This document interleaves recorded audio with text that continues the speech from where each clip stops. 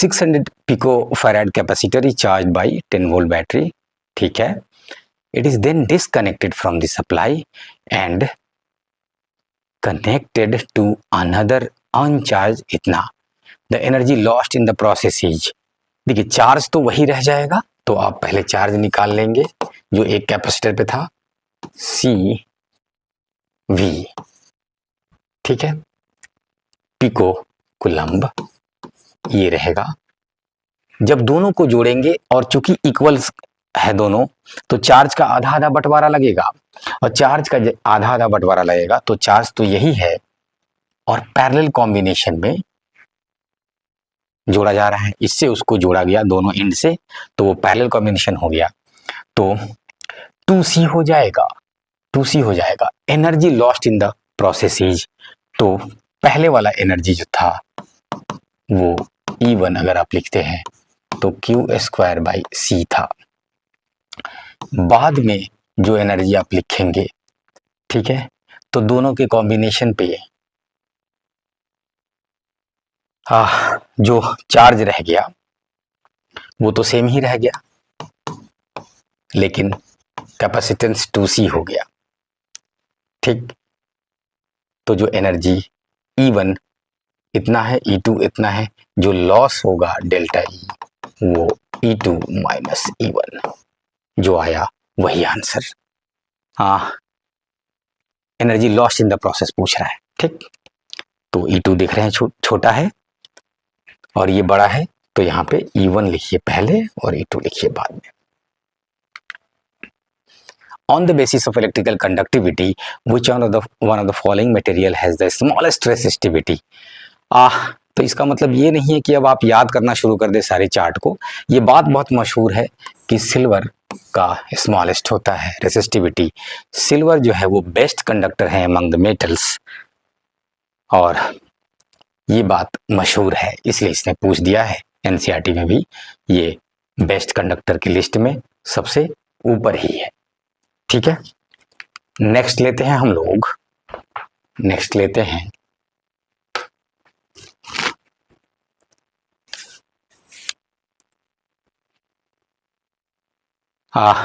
The total charge on the system is, एक system है उसमें इतने सारे चार्जेस दिया हुआ है, टोटल चार्ज पूछ रहा है, तो कुछ नहीं, आप बेसिकली नेट चार्ज इनको बोलना चाहिए। साइंस में टोटल चार्ज में देखिएगा तो सारे चार्ज उसके अंदर है, इतने नेगेटिव है और इतने पॉजिटिव है, ऐसे पूछना उचित नहीं है, इनको नेट चार्ज पूछना चाहिए, तब आप प्लस माइनस को फरिया के जो आएगा वो करेंगे। फॉर एग्जाम्पल सोडियम एटम है, तो आपसे पूछा जाए टोटल चार्ज सोडियम एटम के अंदर कितना है, तो 11 प्रोटॉन्स वाला चार्ज है और 11 इलेक्ट्रॉन्स वाला चार्ज है, दोनों उसके अंदर। नेट चार्ज बोलता है तब वो आप फरिया के लिखते हैं, फॉर एग्जाम्पल सोडियम एटम पे 0 आ जाएगा, तो यहाँ पे नेट लिखना ज्यादा उचित है। पैरेलल प्लेट कैपेसिटर है, air between the it's plates has a capacitance,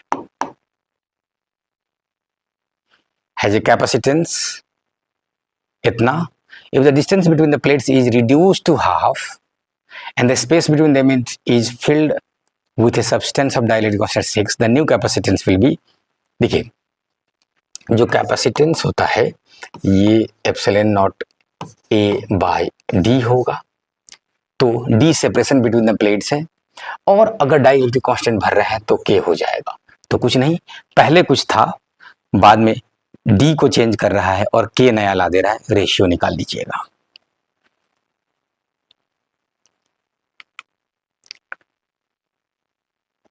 charges Q1 and Q2 lie inside and outside respectively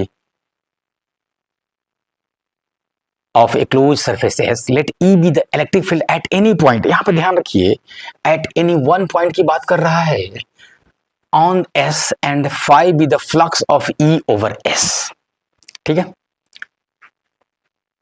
अंदर में Q1 है, बाहर में Q2 है, तो किसी एक पॉइंट पे, यहाँ पे जो कॉन्सेप्ट है उसको समझ लीजिए, आगे देखते हैं क्वेश्चन में क्या दे रहा है। कॉन्सेप्ट समझ लीजिए कि किसी एक पॉइंट को बोलेगा कि यहाँ का इलेक्ट्रिक फील्ड बताइए, तो यहाँ का इलेक्ट्रिक फील्ड इसके वजह से भी होगा और इसके वजह से भी होगा, ठीक है। दोनों की वजह से होगा। इसका मतलब ये हुआ कि अलग अलग पॉइंट का यहां पे इस केस में इलेक्ट्रिक फील्ड सेम नहीं होगा, नहीं होगा, ठीक है। लेकिन लेकिन जब ये सारे इलेक्ट्रिक फील्ड का आप इंटीग्रेट करते हैं एरिया से, जो कि आप फ्लक्स बोलते हैं, जो फ्लक्स है इलेक्ट्रिक फ्लक्स, ये इनको आना ही होगा ये क्यू इनसाइड, और यहां पे क्यू इनसाइड जो है वो Q1 है, Q1 है। ये था कॉन्सेप्ट यहां पे। तो देखते हैं अब जरा क्वेश्चन पे, if Q1 changes both E and phi, नहीं, फाई जो है पूरा फ्लक्स है, ये वाला पूरा फ्लक्स है और वो सेम रहेगा क्योंकि इनसाइड में आप वही कर रहे हैं। Q1 भी चेंज कर रहा है, हाँ, तब इलेक्ट्रिक फील्ड चेंज होगा ही किसी पॉइंट पे, और पूरे सरफेस का इंटीग्रेशन भी चेंज होगा, इसलिए पहला तो बिल्कुल करेक्ट हो गया, बिल्कुल करेक्ट हो गया। Q2 अगर चेंज कर रहे हैं तो देखिए पूरे सरफेस वाला जो फ्लक्स है वो नहीं चेंज होगा, ठीक है। E विल चेंज, हाँ, फील्ड दोनों की वजह से होगा तो वो चेंज करेगा। Q1 को कर दिया जीरो, Q1 को जीरो करते ही फ्लक्स जीरो हो गया, और Q2 जीरो नहीं है, ठीक है। तो Q2 जीरो नहीं होने से इलेक्ट्रिक फील्ड तो यहां होगा, इलेक्ट्रिक फील्ड होगा, लेकिन फ्लक्स जीरो होगा, तो इलेक्ट्रिक फील्ड होगा और फ्लक्स जीरो होगा, तो ये भी करेक्ट हो गया। अगर Q1 कुछ है और बाहर में जीरो हो गया, ठीक है, Q1 कुछ है बाहर में जीरो हो गया तो इलेक्ट्रिक फील्ड जीरो, कैसे इलेक्ट्रिक फील्ड जीरो हो सकता है? इलेक्ट्रिक फील्ड दोनों चार्ज की वजह से होता है, कोई भी चार्ज रहेगा तो इलेक्ट्रिक फील्ड रहेगा, रहेगा। तो ABC।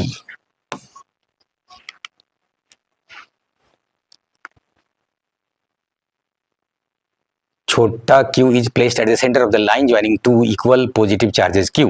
The system of the three charges will be in equilibrium if छोटा q is equal to, तो देखिए दो पॉजिटिव चार्ज रख लिया गया, कैपिटल Q, बीच में किसी छोटे चार्ज Q को लाया गया, कह रहा है कि ये तीनों एक दूसरे के साथ इक्विलिब्रियम बना के रखे हुए हैं, मतलब तीनों पे नेट फोर्स जीरो है, और ये सिर्फ और सिर्फ तभी संभव है अगर ये प्लस है तो ये एक दूसरे को धकेल रहा होगा, तो ये माइनस होगा जो दोनों को खींच के एक जगह लाएगा, तो इनको माइनस होना ही होगा।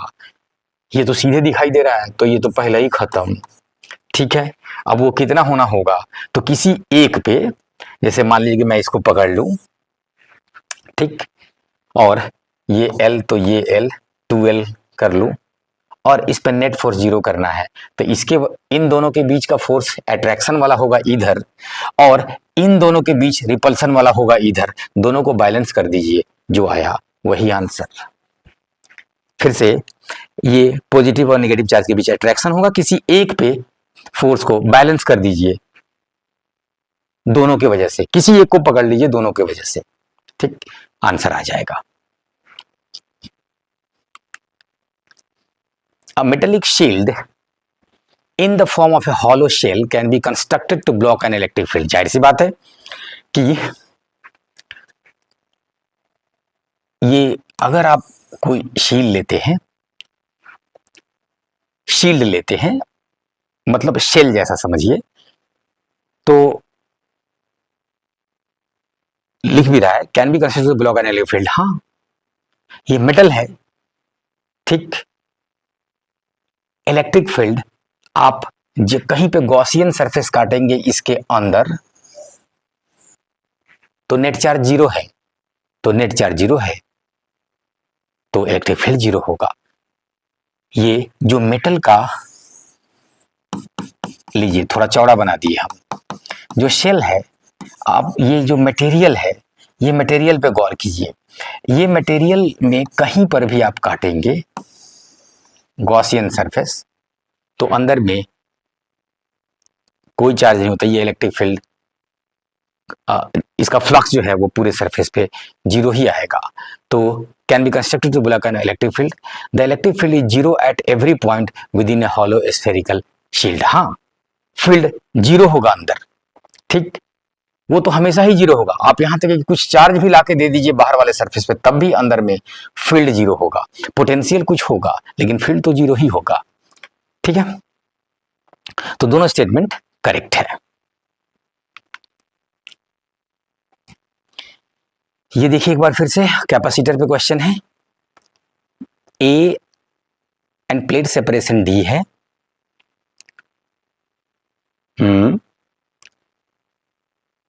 अपर हाफ को फिल किया गया है डाई इलेक्ट्रिक मटेरियल से, के दे दिया डाइलेक्ट्रिक कांस्टेंट यानी relative permittivity. The capacitor is charge with potential difference V applied across it. The average electric field between the upper half plate is। देखिए अभी पहले सिंपल आप यहां पे आइए, पूरे में ही भर दीजिए मटेरियल, इसको जोड़ दिए बैटरी से, बैटरी से डाई इलेक्ट्रिक कांस्टेंट के होगा तो इसकी कैपेसिटेंस के टाइम्स बढ़ जाएगा। कैपेसिटेंस के टाइम्स बढ़ जाना मतलब चार्ज कैरिंग कैपेसिटी बढ़ जाना के टाइम्स। चार्ज बढ़ जाएगा, कैसे बढ़ता है उसको जरा एक बार सोच लीजिए और फिर मेरी बात को सुनिए।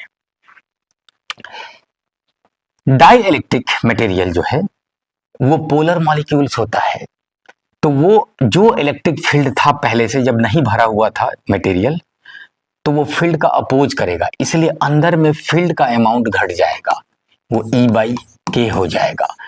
जैसे ही E का अमाउंट घटने की कोशिश करेगा, अभी घट जाएगा मत बोलिएगा, घटने की जैसे कोशिश करेगा, यहां पे चूंकि ये बैटरी से जुड़ा हुआ है तो ये कहेगा कि आप अगर घट गए तो E बराबर V/L होता है।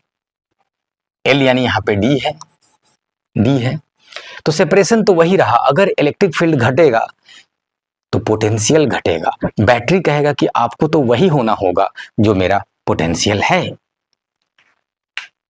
वही होना होगा। तो उसके लिए क्या करेगा, ये कहेगा तब मुझे ज्यादा चार्ज चाहिए, वो आप दे दीजिए, बैटरी बोलेगा ले लीजिए। ज्यादा चार्ज किस लिए आया, इलेक्ट्रिक फील्ड को मेंटेन करने के लिए आया, इलेक्ट्रिक फील्ड को मेंटेन करने के लिए आया, क्योंकि हर हाल में इलेक्ट्रिक फील्ड जो होगा वो V/L ही होना होगा। ठीक, क्योंकि V बैटरी देने के लिए तैयार है और जो L है सेपरेशन बिटवीन द प्लेट्स वो तो है ही कांस्टेंट। ठीक है, तो ये मामला आ जाता है। The average electric field between the upper half plate is, तो एवरेज इलेक्ट्रिक फील्ड जो घटने की कोशिश कर रहा था उसको घटने नहीं दिया, उसको सेम रहने दिया, उसको वही रहना होगा V/D, V/L।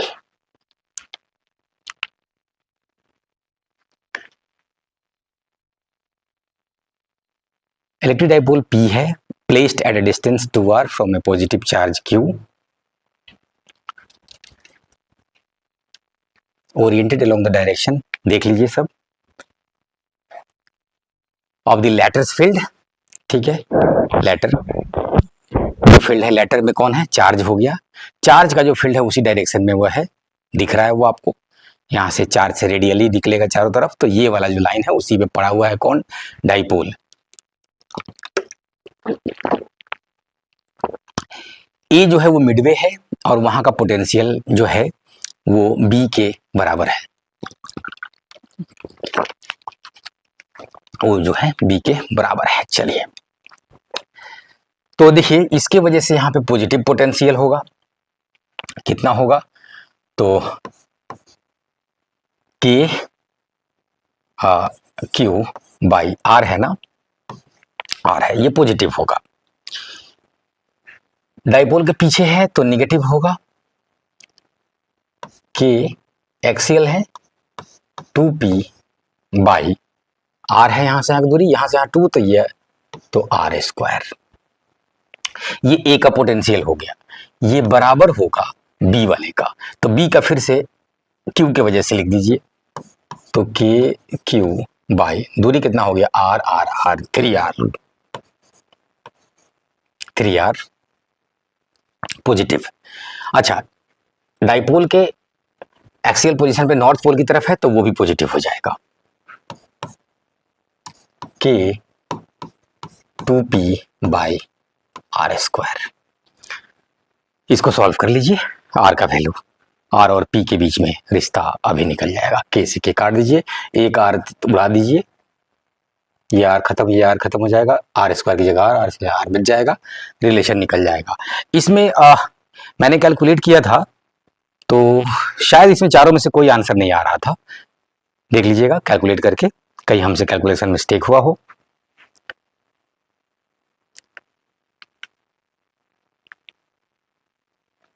Charge particle Q है, मोर देन 0 है, मास m है, move from A to B through a smooth. अच्छा ये डाइपोल रहा, ये देखिए ये डाइपोल है, तो ये एक्सियल पोजीशन है और ये ब्रॉड साइड ऑन यानी परपेंडिकुलर पोजीशन है OA। ठीक है, A से B पे जा रहा है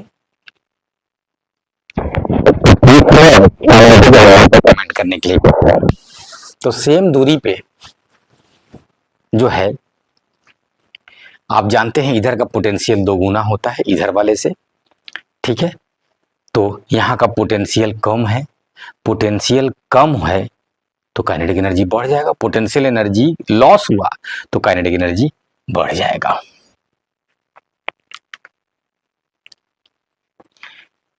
ये वाले क्वेश्चन में थोड़ा गौर से देखिएगा, ये इनफाइनाइट सीरीज वाला आप लोग बनाते रहते हैं।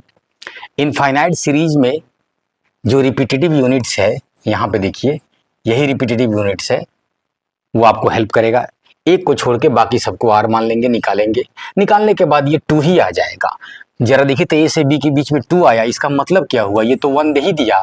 यहाँ से यहाँ तक जो है ये सब आते आते पैरेलल जो है वो घटाता है, ये 2 को घटाते घटाते इसको भी 1 कर दिया, तभी नहीं ये 1 1 2 हो गया। ये कह रहा है कि यही हाल इधर भी कर दे, दोनों तरफ कर दे, मतलब ये अब दोनों तरफ इसी तरह का इमेजिन कर लीजिए। और तब पूछ रहा है 2 वाले के एलोंग कितना आएगा, कितना आएगा। तो देखिए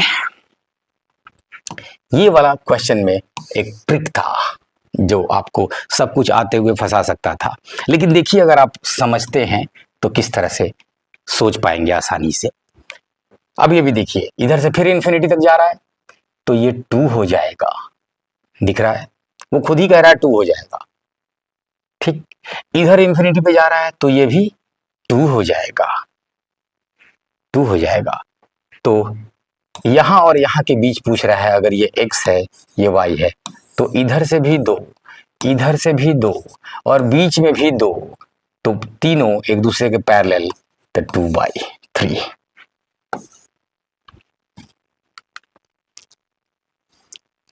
पैरेलल प्लेट कैपेसिटर है तो पोटेंशियल डिफरेंस बिटवीन प्लेट्स दिया हुआ है, पार्टिकल मास m है, charge -q leaves the negative plate and reaches the positive plate with a momentum p।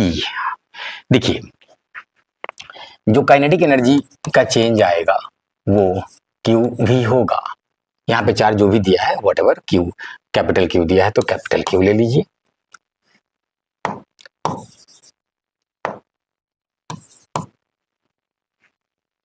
जब भी एनर्जी को मोमेंटम से जोड़ रहा हो तो एक बहुत इंपॉर्टेंट रिलेशन है काइनेटिक एनर्जी p²/2m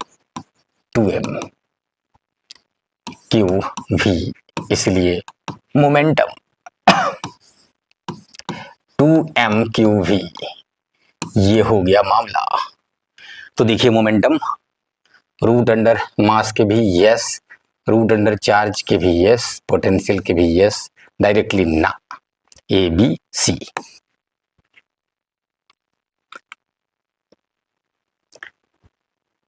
हाँ, आमीटर का रीडिंग 0 है तो इसका बता रहा है, पूछ रहा है कितना वैल्यू होगा EMF का।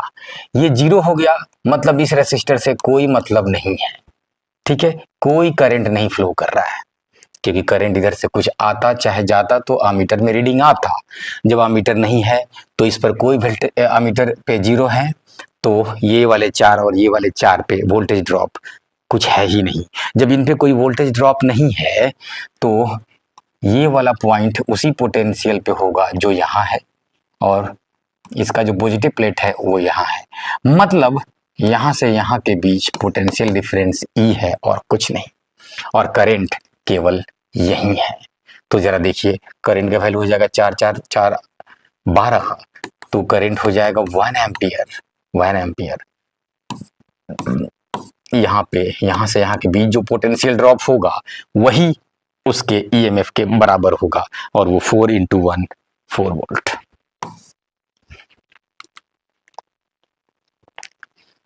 अप्लाइड पोटेंशियल दिया हुआ है, ठीक है। एक बार फिर से वी आई का ग्राफ दे रहा है ओम्स लॉ का, ओम्स लॉ फॉर कंडक्टर्स, ध्यान रखिएगा। Show in the figure, the length of the wire दिया हुआ है, the diameter of the wire वो भी दिया हुआ है, रेसिस्टिविटी वो भी दिया हुआ है। दिया हुआ नहीं है, वो पूछ रहा है x × 10⁻³ the value of x is, तो कुछ नहीं। यहाँ पे एक बार फिर से देखिए, वी आई मतलब tan 45 ही रेसिस्टेंस है, और यानी कि रेसिस्टेंस बराबर 1 ओम है। जैसे ही वो पता चल गया तो R बराबर रो L/A, R पता चल चुका, L दे रहा है, डायमीटर दिया है तो एरिया निकाल लेंगे, रो की जगह x × 10⁻³ लिखेंगे, x का वैल्यू निकल जाएगा। Based on the information provided below, answer the questions 43 to 46। हाँ देखिए, ये राइट एंगल ट्रायंगल दिया हुआ है,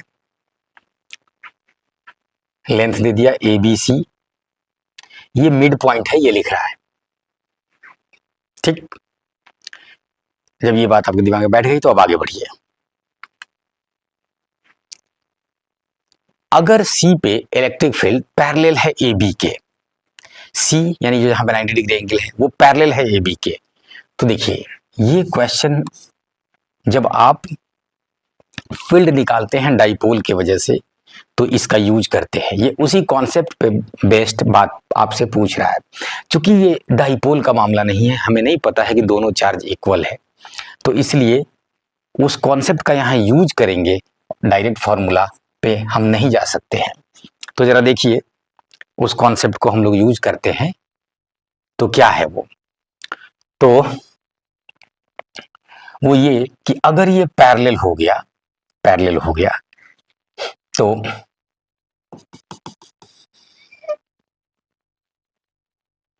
पैरेलल हो गया तो इसका जो फील्ड है ये पैरेलल तभी संभव है जब ये एक वाला धकेल रहा हो इस जगह पे किसी टेस्ट चार्ज को और दूसरा वाला खींच रहा हो, तभी उसका रिजल्टेंट इधर आएगा, तभी उसका रिजल्टेंट इधर आएगा। तो रिजल्टेंट इधर आएगा तो इसका मतलब उसके जो परपेंडिकुलर मामला होगा वो एक दूसरे को कैंसिल कर देगा। तो ई ए ये हो गया और ई बी ये हो गया, ठीक। ये अगर हम थीटा मान ले तो ये पूरा 90 था, ठीक है, ये 90 हो गया तो ये 90 माइनस थीटा हो गया, तो ये भी थीटा हो गया, तो ये 90 माइनस थीटा तो फिर ये भी थीटा हो गया। ध्यान दीजिएगा, इसका हम लोग आगे यूज करेंगे। तो E B sine theta, E B sine theta cancel करेगा ई ए कॉस थीटा को, ई ए कॉस थीटा को कैंसिल करेगा, ठीक है, बन गया। देखिए जरा, ई बी लिखिए यहां पे, तो इलेक्ट्रिक फील्ड हो जाएगा क्यू बी के Q B by A square. Sine theta का वैल्यू, थीटा ये है तो साइन थीटा का वैल्यू हो जाएगा कहाँ गया, सामने वाला by hypotenuse C is equal to E A, ये हो जाएगा के Q A divided by B square. यहाँ पे कॉस थीटा लेना है, cos theta A by C हो जाएगा, ए बाई सी हो जाएगा।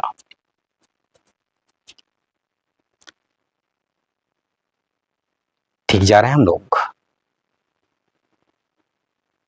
थीटा, तो वो भी थीटा सही है, 90 minus theta. E A cos theta balance करेगा। तो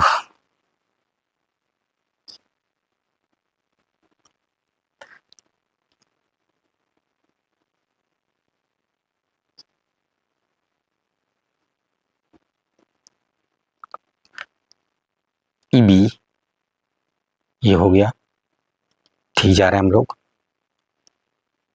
उसके बाद साइन थीटा जो होगा वो थीटा के सामने पी बाय हाइपोटेनस, सही है, कॉस ए बाई सी। तो ए बी सी तीनों रह जा रहा है। चलिए क्वेश्चन में अब क्या पूछ रहे हैं देखिए, इलेक्ट्रिक फील्ड बोलेगा तो ऐसे हम लोग लिखेंगे। और अभी ही बता दे, चूंकि 3-4 क्वेश्चन वैसे ही आएगा, एक बार सी पे parallel to A B, perpendicular to A B कहेगा। जब perpendicular parallel to A B कहा तो एक को नेगेटिव इधर लाना पड़ा और एक को धकेलना पड़ा, मतलब अपोजिट साइन हो गया दोनों का, और ये वाला कैंसिल कर रहा है कंपोनेंट एक दूसरे को, तो यहां से रिलेशन निकलेगा। ठीक है, जब कह देगा परपेंडिकुलर हो जाएगा ए बी के ऊपर की तरफ, तो दोनों को सेम चार्ज होना होगा, सिमिलर चार्ज होना होगा। ठीक, तब ये वाला भी यहाँ, ये इधर, और उनका रिजल्टेंट ऊपर आएगा। तो उनका जो बीच का रिजल्टेंट, एक कंपोनेंट जुड़ रहा होगा तो दूसरा कंपोनेंट कैंसिल कर रहा होगा। तो फिर वहां पे थीटा का आप ज्ञान लगाएंगे और ये वाले को कैंसिल करेंगे। यहाँ पे ये वाला फील्ड आ गया तो ये वाला कैंसिल होगा। यही होने जा रहा है सब में। उसके बाद क्या करेगा, एक बार ओसी से जोड़ देगा, जो क्वेश्चन देखे हैं। तो देखिएगा, electric field C is parallel to A B एक बार दिया, ठीक, आप इसको करके देखेंगे। फाइनली इनका दिया हुआ आंसर बिल्कुल सही है, तो अपोजिट साइन होना होगा अगर पैरेलल ए बी है तो, और रिलेशन ये आएगा। कैलकुलेशन देख लीजिएगा। और परपेंडिकुलर टू ए बी कह दिया तो दोनों को सेम साइन वाला होना होगा, और तब रिलेशन ये वाला आ जाएगा। कौन किसको कैंसिल कर रहा है उससे रिलेशन निकालिएगा, जो तस्वीर पे मैंने बताया है। Electric field at C is along O C अगर दे दे तो, और फिर एक बार परपेंडिकुलर टू ओ सी, तो उसमें क्या कीजिएगा,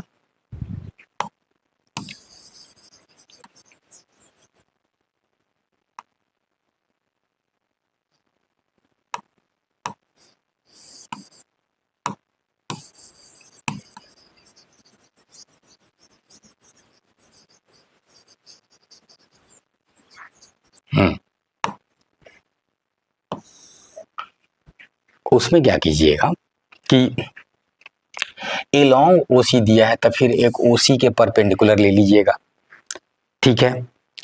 और अगर आपने यहाँ पे इसको इस बार डिवाइड करते हैं, क्योंकि यहाँ लेंगे तो फिर इसको कह नहीं पाएंगे कुछ, ये वाला एंगल हमें पता है, तो एक को थीटा ले लेंगे तो एक 90 माइनस थीटा हो जाएगा, और फिर ये 90 है तो फिर ये 90 माइनस थीटा, इस तरह से हिस्सा लग जाएगा, और फिर ये थीटा। तो देखिएगा, एक बार फिर से ये फील्ड लीजिएगा, ठीक है, एलोंग ओसी बोला है तो ये दोनों को अपनी ओर खींचना होगा, ठीक है, सिमिलर रहना होगा, तब यहाँ पे रिजल्टेंट ये वाला फील्ड आ जाएगा, ई रिजल्टेंट, और ये वाला कंपोनेंट दोनों एक दूसरे को कैंसिल करेगा, ठीक है। जब एलोंग ओसी बोला तब, उसी तरह से फिर एक बार ओसी के अपोजिट बोलेगा तब, तो फिर एक बार ये दोनों को यहाँ पे धक्का देना होगा, यानी कि सिमिलर ही होना होगा, और एक बार फिर से इनका ये वाला कंपोनेंट जुड़ के रिजल्टेंट देगा और ये वाला एक दूसरे को कैंसिल करेगा। बस इसी में ये चारों क्वेश्चन समा जाता है।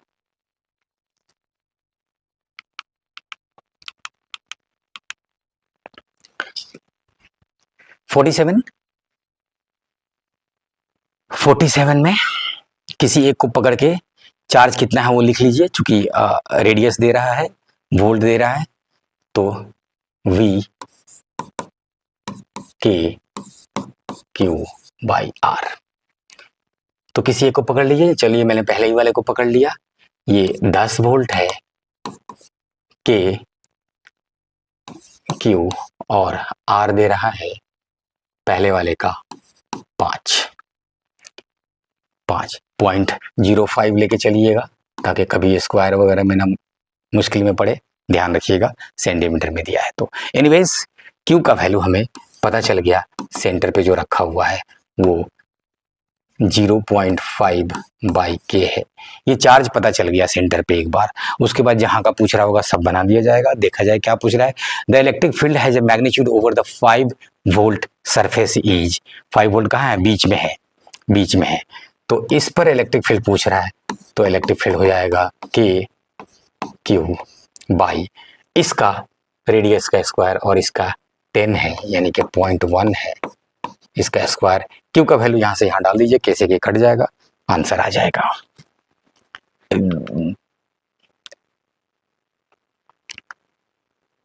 पॉजिटिव चार्ज छोटका Q is uniformly distributed with in the volume of A sphere of radius R।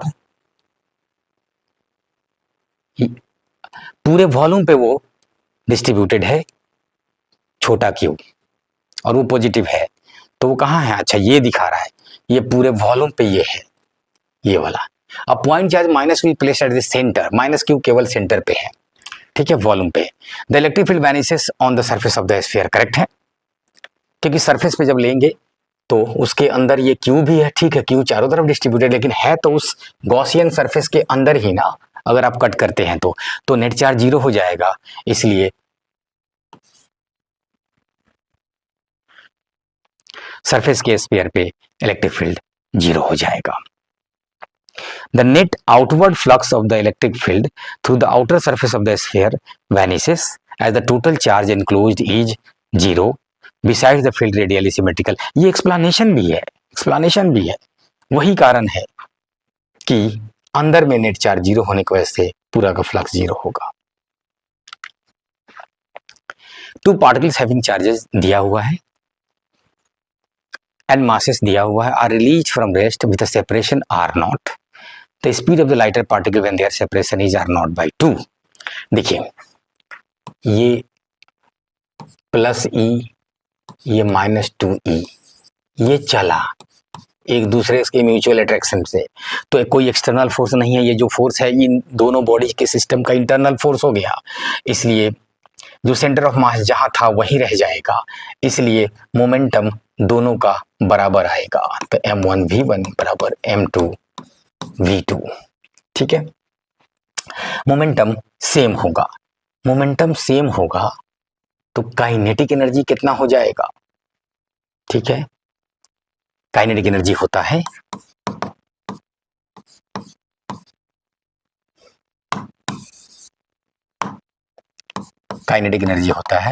p²/2m। 2m momentum same है तो जिसका m ज्यादा उसका काइनेटिक एनर्जी कम।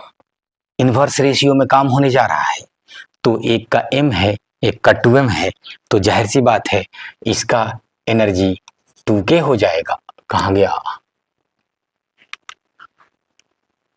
तो m वाले का काइनेटिक एनर्जी 2k हो जाएगा और 2m वाले का काइनेटिक एनर्जी k हो जाएगा। टोटल काइनेटिक एनर्जी 3k हो जाएगा। ये 3k आया कहाँ से?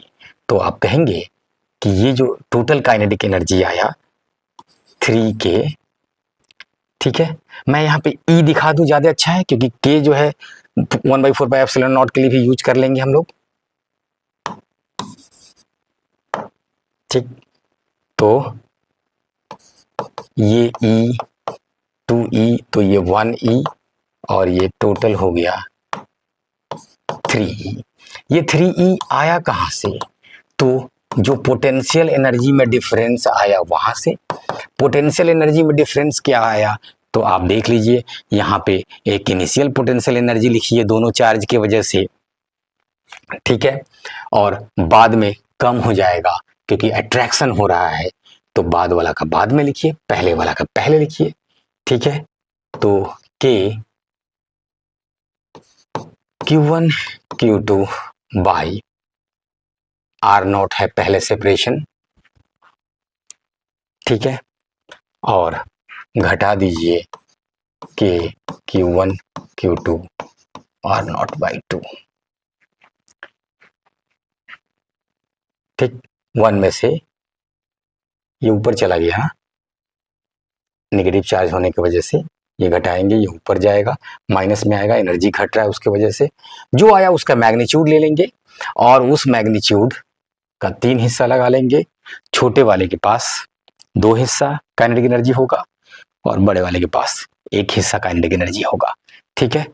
जो आएगा उसका वैल्यू यहाँ लिख देंगे। Q1 Q2 क्या है, E² हो जाएगा, देख लेंगे, वैल्यू डाल देंगे सबका, K का वैल्यू 1/4 पे एप्सिलॉन डाल देंगे, ये सारी चीजें आ जाएंगी।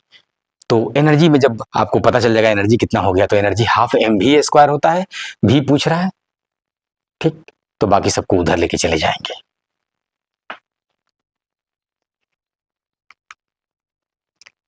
Identical parallel plate capacitors are connected to a battery. Identical है तो C1 C2 तरफ से गड़बड़ कर देता है, आप पीजी में रह जाते हैं कि जब ये लिख ही दिया आइडेंटिकल तो दोनों C है।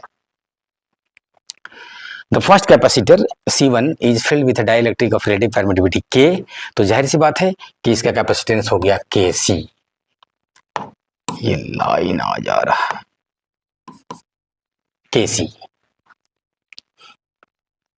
The ratio of the potential differences across C1 and C2 यानी V1 by V2 is, तो देखिए सीरीज में है, सीरीज में है तो पोटेंशियल ड्रॉप अगर सब कुछ सेम रहता तो पोटेंशियल ड्रॉप सेम होता।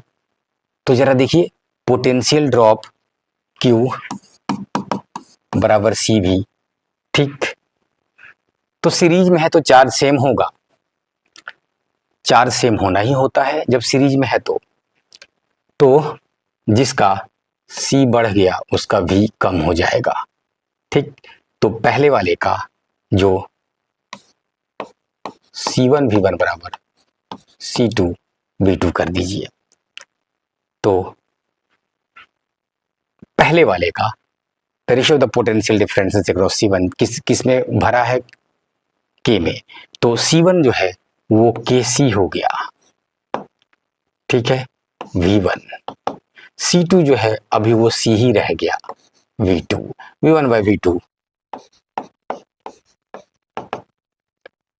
C से C काट दीजिए, 1/K।